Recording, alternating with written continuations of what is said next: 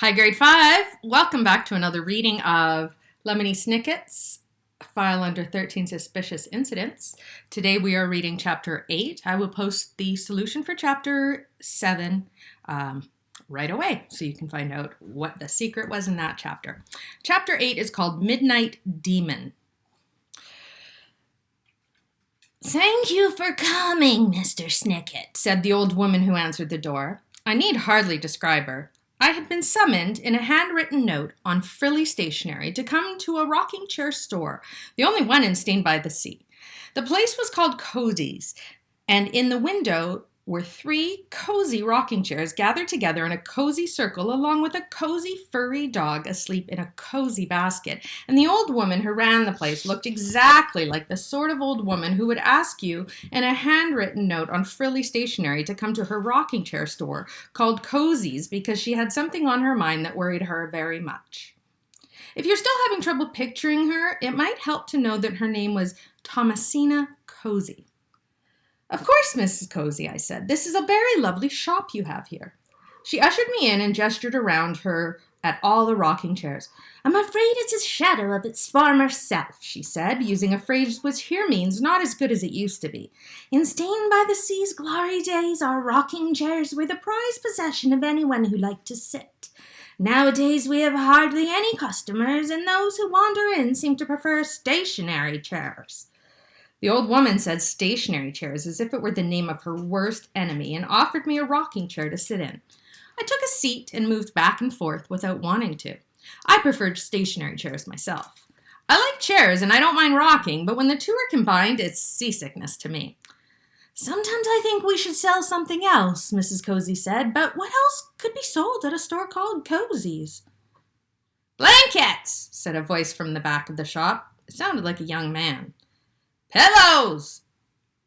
The second voice sounded the same age, but female. As soon as the voices were bouncing back and forth, like tennis match, but much cozier. "Pajamas, teapots, candles, bubble bath, photographs of kittens, soft lighting, love seats, sofas, ottomans, stationary chairs." At this, Mrs. Cozy clapped her hands and said, "Enough, twins!" And the owners of the voices stepped forward from behind a particularly tall rocking chair. "These are the twins," the old woman said to me, and sure enough, the young man and the young woman looked quite a bit alike. The woman's hair was long and bushy, and the man's short and trim, but they had the same facial features, heights, and eyeglasses, and their hands felt identical as they shook mine and gave me their names. "Tatiana," said the young woman. "Treacle," said the young man. "The twins are all I have since our father died in a stationary chair accident," Mrs. Cozy said. "Our father died choking on a fish bone," Tatiana explained to me. "He just happened to be sitting on at the time." "I'm very sorry to hear it," I said. Mrs. Cozy shook her head and made a noise I've never liked. Is what it was, tut-tut, and she rocked indignantly in her own chair. "Stationary chairs are the devil's handiwork. If human beings were meant to sit without moving back and forth, we wouldn't have leg muscles or wind." "Mother," Treacle said patiently, "some people like stationary chairs. If we made a few changes to Cozy's, we could run a successful business, even in Stained by the Sea, and we wouldn't have to live in that cramped apartment above the store." "Tut, tut," tutted Mrs. Cozy again. "I've taken care of that. Once Tatiana marries Baron von Pendel, all our problems will be solved." "She doesn't want to marry him," Treacle said. "He's a nice enough man," Tatiana said, "but we don't have much in common." "You don't need much in common to have a successful marriage," Mrs. Cozy said. "All your father and I had in common was that we both liked scary movies and eating big-boned fish. Baron von Pendel is a very wealthy man. His uncle invented the swing set, and when the two moving seat families join together, I can go to my grave without worrying that you twins will end up living on the streets." "You don't have to worry," Treacle said. "My sister and I are hard workers with a good education and a sound business sense." Tatiana nodded in agreement. "It's unlikely we'll end up living on the streets." Mrs. Cozy turned to me. "Children think they know everything. Don't you agree, Mr. Snicket?" "Mother," Tatiana said, "Mr. Snicket is a child." The shop owner squinted at me, and I wondered if she needed glasses like her children. She didn't have them. I hadn't heard you were a child, she said. I'd heard you'd untangled a lot of problems in our little town, which is why I wrote to you. My time in Staying by the Sea had felt very entangling, rather than untangling, which simply means that I got into more trouble than I got out of. But there was something about the Cozy family that made me want to help them. Maybe it was the dog still asleep in the window. People who owned a dog like this were very likely to be kind to people at heart. It was a type of shaggy that you couldn't tell where its head was. Except for the dog's steady breathing, it looked more like a basket of hair than a pet. I'm happy to be of service, I said. Mrs. Cozy smiled and rocked steadily. The marriage I've arranged for my daughter, she said, gesturing to Tatiana, is being ruined by a demon. I blinked at her, and she rocked back at me. It's an important skill to know when not to say anything. It's not a skill that came naturally to me then, nor does it come naturally now, nor do I expect it to come naturally to me until I am dead, when I will be very, very good at it. I suppose you don't believe in demons, Mrs. Cozy said. I've never seen one, I said, although I had a pediatrician for a few years. Baron von Pendel, Mrs. Cozy said, has reported seeing my daughter walk along the Gobi Pier, which he can see from his front porch. That doesn't sound like a demon, I said. He sees her at midnight. Baron von Pendel has trouble sleeping, and so he often spends the night on his porch swing. He spotted her for 9 nights in a row. It has disturbed him greatly, and he told me he is reconsidering the marriage. Mrs. Cozy gave me a meaningful look, but you should only give someone a meaningful look if they know what you were being meaningful about, and I had no idea. Walking on the Gobi Pier didn't seem like a good reason to reconsider marrying someone. I wasn't planning on marrying anytime soon, but I always assumed that my spouse would occasionally take walks. Mrs. Cozy must have sensed my confusion because she stopped rocking just for a moment to explain to me what she meant. There are words for a woman who walks on the streets late at night, she said with another meaningful look. Words like insomniac. Insomniac? It means someone who has trouble sleeping, Tatiana explained. I know what it means, I said, but why should that bother the Baron? Because he's an insomniac himself, Mrs. Cozy replied. You can't have 2 insomniacs in the same household. Who will make the oatmeal? But that's not the point, Mr. Snicket. I tell you my daughter sleeps soundly. I know the Baron would never marry a sleepless woman, so I check each night before I go to sleep at 9:15 to make sure she is safe in bed. Yet somehow the Baron sees her roaming the pier at midnight. Something is taking the form of my daughter to cancel the wedding and ruin my life. A demon is the only reasonable explanation. Whether or not you believe in them, demons are not the only reasonable explanation for anything. By all accounts, demons are not reasonable at all. In fact, in some circumstances, reasonable is a word which means not a demon. Can you help us, Mr. Snicket? Mrs. Cozy asked. I believe I can, I said, but not until this evening. I'll come back about 11 o'clock. Return here? Tatiana said, but the demon is seen along the Gobi Pier near the Baron's house. I rose from my rocking chair just when I couldn't stand it any longer. You and I told Tatiana, will walk there together. Tut, tut, said Mrs. Cozy said. We'll stay out of the Baron's sight, I promised.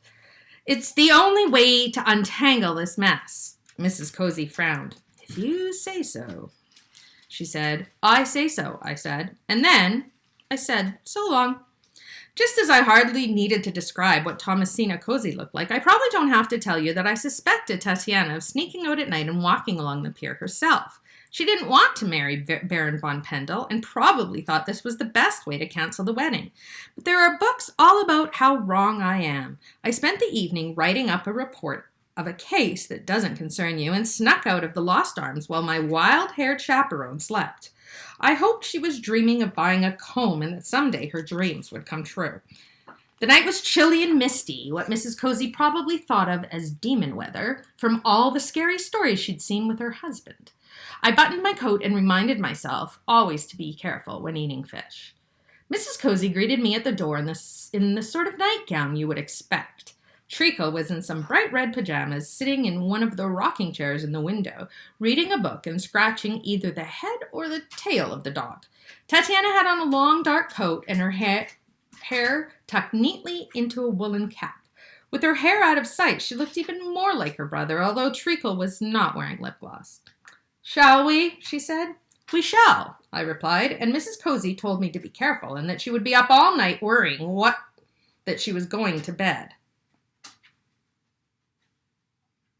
Tatiana and I walked down the cold and empty streets toward the area of town that once had piers at the edge of the sea. Now the sea was gone, drained away by Stained by the Sea's ink industry, and the piers were just like long wooden fingers stretching toward nothing. It is a strange feeling to be walking around at night with a woman you hardly know, particularly if she is scheming against her mother. I didn't know what to say to her. "It's cold this evening," is what I chose. "It's all right, Mr. Snicket," she said. "You don't have to make small talk." "Then let's talk about something important," I said. "Let's talk about your plan to trick your way out of marriage." Tatiana frowned. "What do you mean?" "I mean, you know what I mean," I said. "You've been sneaking out at night and prowling along the Gobi Pier in hopes that Baron von Pendel will cancel your wedding.